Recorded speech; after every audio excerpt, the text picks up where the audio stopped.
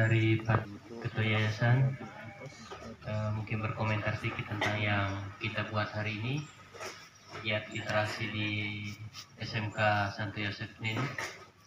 Kemudian mungkin ada rencana tindak lanjut dan lainnya. Silakan Pak. Terima kasih. Jadi memang kita SMK, tapi literasi juga penting untuk bidang karya mereka. Karena itu memang beberapa waktu lalu, sejak adanya gagasan ini kita sudah mulai usahakan. Tapi keterbatasan kita di sekolah, apalagi seperti tadi perpustakaan dan lain-lain masih terbatas.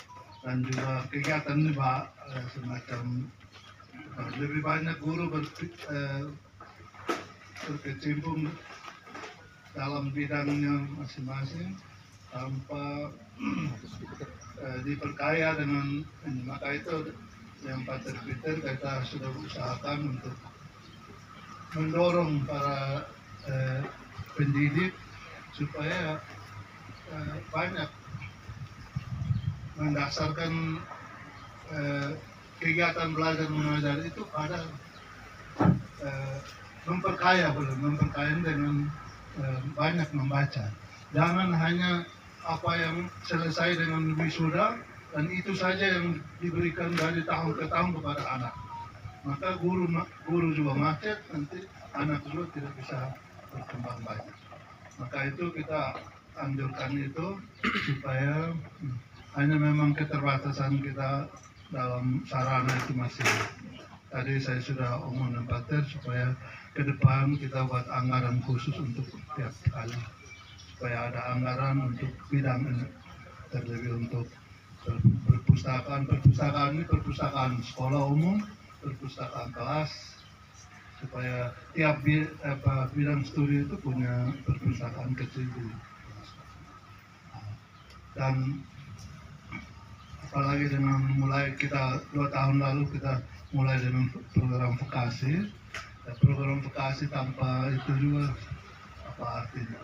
Maka itu kami menyambut saya sebagai Ketua Yayasan juga sangat bersyukur dengan Pak Iso dan Pak Gusti mengambil inisiatif untuk mendorong kita dengan dorongan dari provinsi. Dari saya sampaikan banyak salam dan terima kasih kepada Ibu Gub yang menjadi penggerak ini. Nanti juga kita akan sampaikan kepada di kabupaten bahwa kami sementara berusaha dan akan terus berusaha bersama dengan sekolah. Dan titipan ya, kalau ada dana untuk ini, jangan lupa SMK Santo Yosef supaya apa menjadi harapan kita atau harapan dari program vokasi supaya SMK Nenok ini bisa menjadi tempat rujukan untuk SMK lain itu bisa kita capai. Tapi tanpa literasi yang memadai, tanpa didukung oleh itu mimpi saja tidak bisa mewujudkan. Terima kasih. Terima kasih Peter. Selanjutnya Bapak Korwas dari Dinas Pendidikan, komentar tentang kegiatan kita. Terima kasih atas waktu dan kesempatan yang diberikan. Jadi kegiatan kita hari ini di SMK Katolik Santo Yosef Nenuk dari Dinas Pendidikan menyambutnya positif, baik, karena lewat kegiatan tulis menulis tidak hanya sebatas teori, kita tidak sebatas hanya omong, tetapi kita saksikan bahwa bukunya ada. Nah, karena selama ini kita hanya omong tentang tulis, dan teman-teman guru juga mengatakan bahwa kami sudah banyak menulis, tetapi bukti tulisannya di mana? Tetapi pada SMK Santo Yosef Nenuk hari ini bukan hanya omong tentang teori tulis, tetapi praktek tulisnya sudah ada. Oleh karena itu maka saya sebagai koordinator pengawas di Kabupaten Belu sangat mengharapkan untuk hal yang baik ini harus ditiru oleh teman-teman dari SMK yang lain dan juga SMA yang lain, karena jumlah SMA di Kabupaten Belu ada 25. Jumlah SMK ada 10, berarti SLB ada 2. Berarti ada 37 SLTA di Kabupaten Belu. Kalau ternyata ada 37 kepala sekolah ini bergerak bersama-sama, berarti Kabupaten Belu ini akan kelihatan, wajahnya akan kelihatan di daerah-daerah lain karena lewat tulis. Jadi sekali lagi saya menyampaikan seperti yang tadi awal untuk saling bahu-membahu, saling mendukung. Dan apabila ada kegiatan di sekolah-sekolah yang lain dan ada undangan, diharapkan para kepala sekolah harus sendiri terlibat, menyaksikan langsung dan pulang membawa sesuatu untuk bisa dipraktekkan di sekolah. Hanya ini saja yang saya sampaikan. Terima kasih.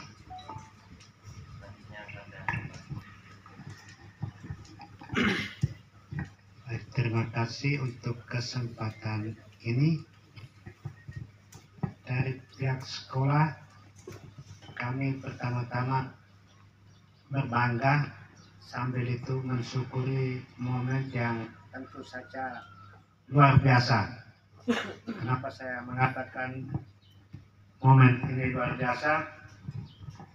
Karena SMK Santo Yosef Nenuk yang dulunya dikenal dengan STM Santo Yosef Nenuk itu lebih banyak berkiprah di aksi nyata. Jadi terkenal karena pokoknya keterampilannya di bidang pembangunan, di bidang permesinan, dan mereka masuk di segala sektor kehidupan, baik tingkat daerah, regional, nasional, bahkan kancah internasional.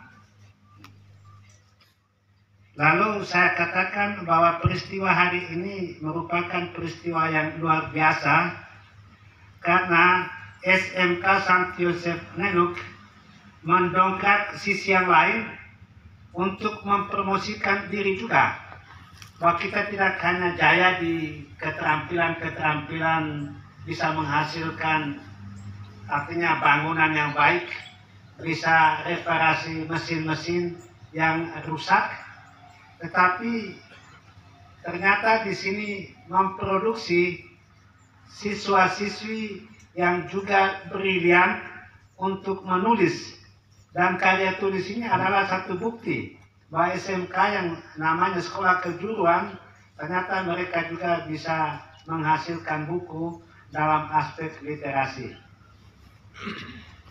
Sesudah perjalanan waktu kurang lebih 50 tahun SMK Santo Yosef Nenuk ini berdiri, ada evaluasi secara umum nasional bahwa jumlah pengangguran terbesar kedua secara nasional adalah tamatan-tamatan SMK, dan itu sangat miris. Hasil survei menunjukkan bahwa pendidikan 3 tahun itu ternyata tidak memadai. Sehingga dari pihak sekolah, pihak yayasan, dan pihak provinsi yang memiliki sekolah ini memang jauh sebelum itu juga sudah mencanangkan kembalikan STM ke pendidikan 4 tahun, back to nature, karena awal berdirinya STM ini digagaskan 4 tahun. Jadi 3 tahun itu betul teori dan selesai dengan ijazah, dan 1 tahun penuh praktek. Wacana untuk 4 tahun ini ternyata sejalan dengan gagasan Kementerian Pendidikan dan Kebudayaan untuk pendidikan vokasi sekolah 4 tahun untuk sekolah-sekolah kejuruan. Saya ingat baik sekali bahwa dari Dinas Pendidikan dan Gubernur gencar untuk memasyarakatkan ide sekolah 4 tahun di sekolah vokasi ini. Tetapi mungkin tanggapannya masih kurang. Kami di sini sudah mulai menanggapi sekolah 4 tahun karena memang spirit awal sekolah 4 tahun.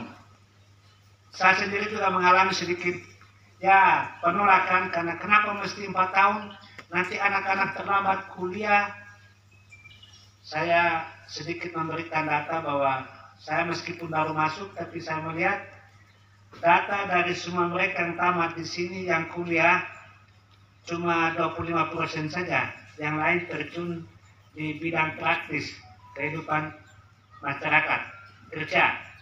Jadi alasan bahwa nanti terlambat kuliah itu tidak representatif, tidak signifikan. Maka itu tetap bersama dengan dukungan dari yayasan kita gulirkan sekolah 4 tahun. Dan bersamaan dengan itu COVID pun masuk merajalela. Ini bagaimana dengan sekolah 4 tahun ini, sekolah SMK ini, nanti dalam buku guru itu ada satu guru juga menulis bahwa itu adalah nonsense sekolah kejuruan tanpa praktek. Ada satu judul topik dari para guru yang menuliskan pengalamannya, mereka juga merasa aneh. Masa sekolah kejuruan tetapi tidak ada praktek? Apalagi sekolah online. Online itu dengan segala macam permasalahan, sebentar pulsa tidak ada, sebentar sinyal patah putus, sebentar listrik padam, macam-macam persoalan. Jadi ada guru yang betul mengekspresikan fenomena ini dalam tulisan yang bagus, itu nonsense, sekolah kejuruan tanpa praktek. Kita berusaha supaya anak-anak meskipun sekolah shift per gelombang, satu kelas datang 2 bulan lalu kembali ke rumah, lanjut online di rumah, satu kelas lagi datang karena kita harus betul mengikuti protokol COVID. Dan di sela-sela kesibukan online dan datang untuk praktek di sini, ada dorongan untuk coba menggerakkan literasi. Sehingga pada bulan Oktober kemarin saya menangkap peluang ini. Saya tidak mau lewatkan peluang ini. Anak-anak dan para guru sekalian harus bisa masuk dalam konteks pelatihan literasi. Jadi 1 minggu penuh kami bergumul di sini para guru dan para siswa sekalian dengan berbagai macam pengalaman dan kesan yang sangat menarik. Dan di atas semua pengalaman ini ada dorongan dan dukungan juga. Kalau pengalaman ini bisa diterbitkan saja, dibukukan sehingga tidak berlalu begitu saja. Artinya untuk para guru mereka juga bisa melihat kembali, ternyata kami juga bisa menulis. Para siswa dan siswi sekalian itu ternyata akhirnya bangga, ternyata kami juga bisa menulis. Dan dari situ mereka juga artinya bisa mengukur diri mereka, mengukur kemampuan mereka. Bagaimana mereka juga bisa berkomunikasi dengan baik melalui karya tulis. Dan saya menganggap ini baru 25% dari guru dan siswa-siswi yang menulis ini.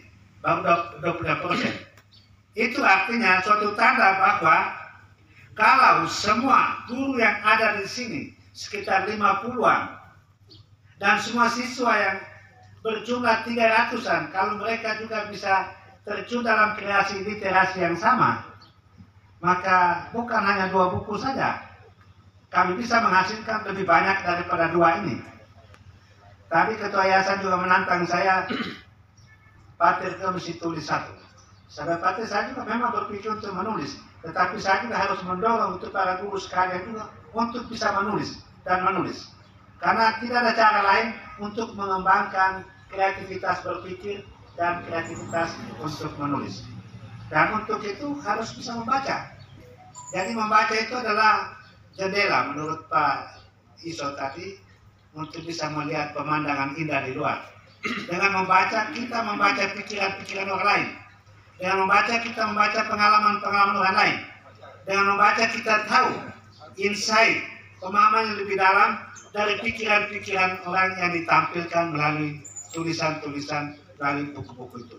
Jadi kesempatan ini merupakan kesempatan yang istimewa dan kami berbangga sekali bahwa kami bisa tampilkan buku-buku dari hasil kreasi literasi yang dijalankan 1 tahun kemarin. Ini merupakan stimulus untuk kami, langkah awal yang bagus untuk kami, bahwa STM Nenuk tidak hanya tampil untuk aksi di bidang keterampilan untuk buat paket-paket meja, lemari, itu las kendaraan yang rusak, tetapi mereka juga bisa menuangkan pikiran mereka melalui karya tulis. Ini saja bisa saya sampaikan. Terima kasih banyak. Terima kasih. Aksara di atas batas, sebenarnya aksara itu tanpa batas, walau berada di tapal batas, itu poinnya.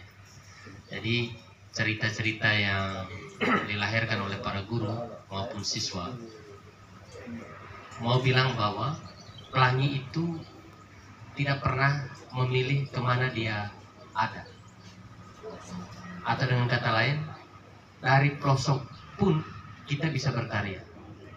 Dan kekuatannya adalah pada membaca dan menulis.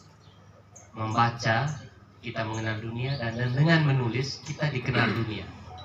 Jadi selain itu, pelangi juga adalah simbol dari warna-warna tulisan yang ada. Bahwa yang tulis tentang alam, tentang orang tua, tentang kerinduan, dan lain-lain, itu indahnya juga hampir sama dengan keindahan pelangi. Kira-kira itu poinnya. Buku sudah siap untuk dipasarkan, harganya 50.000 per eksemplar. Ini lebih kepada bagaimana apresiasi penghargaan terhadap karya siswa-siswi dan para guru sekalian. Ordernya bisa pesan ke sini, ke sekolah, sebentar bisa langsung ambil. Kita juga masih relatif, yang datang tidak membawa duit bisa langsung ambil dan catat nama saja, itu bisa dibayar dari belakang. Yang penting bahwa buku ini bisa keluar dari tempat ini dan bisa merasuk. Seperti api tadi sudah menyala dan harus bisa terang itu ke tempat lain.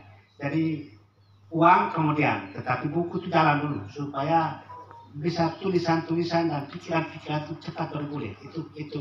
Itu kiat kami. Jadi bisa order pesan langsung ke sini. Yang ada di sini bisa angkat bawa sebentar, tapi catat nama baik-baik.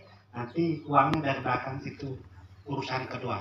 Yang pertama adalah pikiran ini harus segera disebarluaskan.